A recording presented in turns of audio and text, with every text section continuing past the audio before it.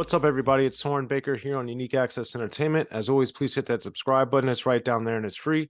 That enables us to keep coming to y'all as often as possible with as many interviews as possible. So please hit that subscribe button, like our content, share it, talk about it, be about it. Each one, teach one. And we appreciate your support in getting us this far. And while you're down there subscribing, if you haven't already, please join. That helps us. We got 3 different tiers, different ways you could help Unique Access Entertainment. Now, today we have the honor and the privilege of being joined by Peter Spirer. Thank you for coming through, sir. I'm really pleased to be here, man. Thank you for having me. Yes. Now, Peter, for those who know, has directed the Rhyme and Reason film, the classic documentary that came out in the 90s, and now the new book is in stores everywhere. Everybody make sure to pick up a copy. I got mine. Go get yours. The Book of Rhyme and Reason. Now, Peter, you have the film that you directed, and now you have the Book of Rhyme and Reason. What took so long, and what made now the time to do the book? It's a great question, man. When I made the film back in 94, 95, 96, and then it came out in 97, we were still shooting up until 97, but Miramax bought the film, which was a kind of a fantasy and a nightmare all rolled into one, man. We thought we were making this little film. I was hoping to be in a couple of film festivals. I had fortunately been just nominated for an Academy Award for a previous film I made. And, that film, we were in, some of the festivals you want to be in. Now I'm making Rhyme and Reason, got a little bit of money based on the work that I did with the film that got nominated. And I was hoping to be in 2 or 3 movie theaters, get a couple things happening. And, it kind of just snowballed, I was at the right place at the right time. I recorded some really great stuff, filmed some really great stuff. And what happened was we were able to secure a soundtrack even before we got the movie deal.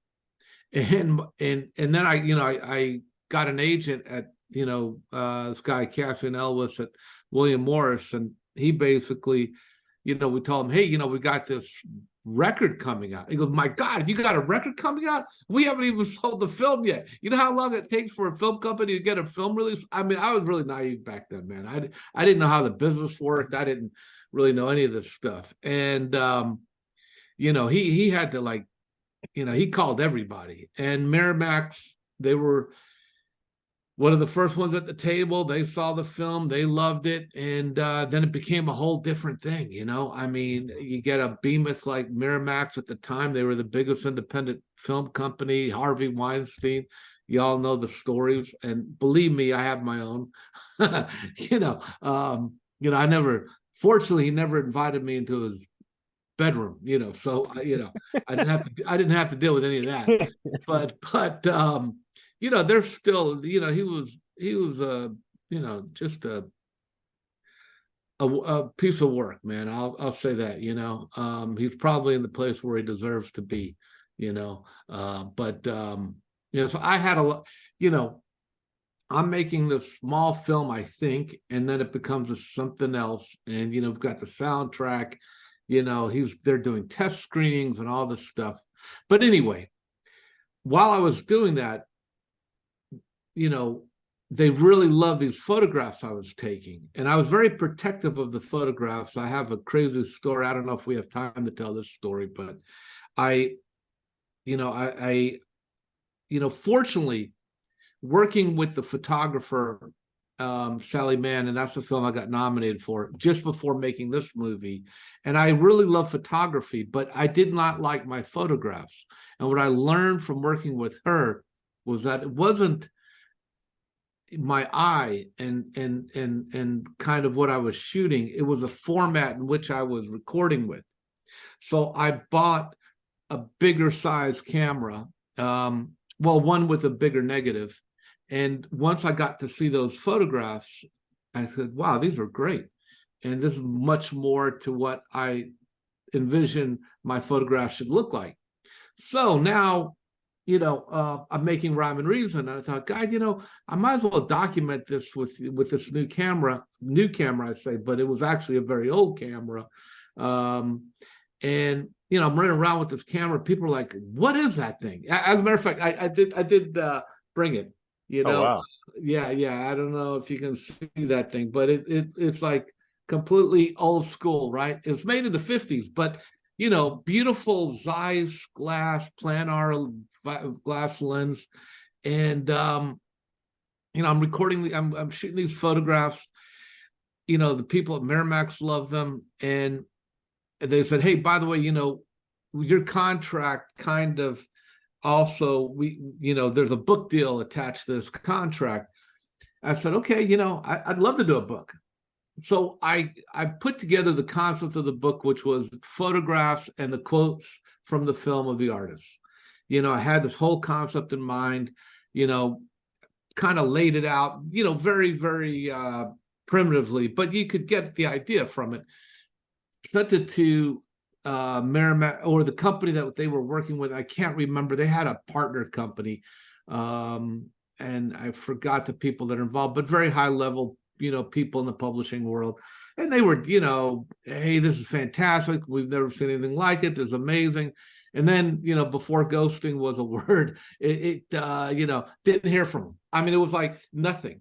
And I was really upset about it. I was like, because I did put a lot of effort into making all this work and getting the quotes and finding the right things for people to say, that I thought would work. And then nothing.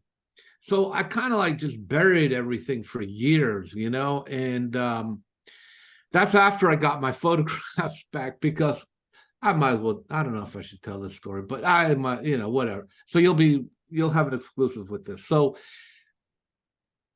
I had the photographs in my office, and there were executives at Miramax that really loved these photographs. And after the movie came back, it was about, I don't know, it was a few months after the movie came out.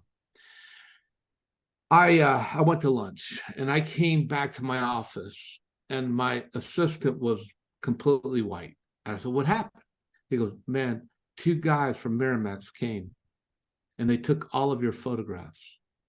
I said, "Are you kidding me?" He goes, "No, man, they know exactly where to go," because everyone knew where I kept my stuff, And they said they came in, they took everything. So I called up the executive at Miramax, and I went crazy. I'm like, "Are you kidding me? You took my, oh, don't worry, you can use them too." And I go, "Use them too? They're my photographs. What are you talking about?" And I would follow up, but after the film came out, like most filmmakers, I mean, if you've never made a film before, you think you've got this wonderful relationship with the studio and they're going to keep in touch with you. You're lucky if you ever hear from them again after your movie comes out. You're lucky if you ever see a royalty statement. So, in my case, wasn't any different. They weren't getting back to me. They weren't telling me what was going on. And for 3 years, I could barely sleep at night, knowing that these things had disappeared. I finally tracked them down one day in December. You know how our business kind of slows down and nothing happens. And, I decided to call every film lab in LA. And I called them twice, actually, because I'm kind of relentless. And this film lab picked up and they go, "Yeah, hey man, we told you we hadn't worked with Miramax. We told you we didn't have your photographs." I said, "Did you ever work, with Miramax?" I mean, maybe. We haven't worked with them in years. Anyway, this guy goes, "Let me look." So he comes back a few minutes later. He goes, "Okay, here's the deal. I found your show, but they have a big bill here, Miramax, and they have 2 other shows. Now, I should never play poker or go to the track or anything, because, man, when the guy told me, he goes, you got to pay the whole bill. You got to pay the whole bill." I said, "What's the bill?" He goes, $1,800. I go, "I'll be down there in 5 minutes." Dude, I would have paid anything for these photographs. I went back down. Go to the studio. I'm in this lab. I said, "Okay, what are the other 2 shows?" "Some film I never heard of, and The English Patient." And I went, "The English Patient?" And the guy goes, Yeah. Hold on. So he goes in the back. He comes back. He goes, okay, buddy, here's the deal. You got to pay the whole bill, but we can only give you your show. And I went ballistic, man. We're in the slab. I start screaming at them. I'm like, I want everything, man. I'm paying the whole thing. I want the whole, guys came out like they had fixer on their hands. They were like, what's going on? What's going on?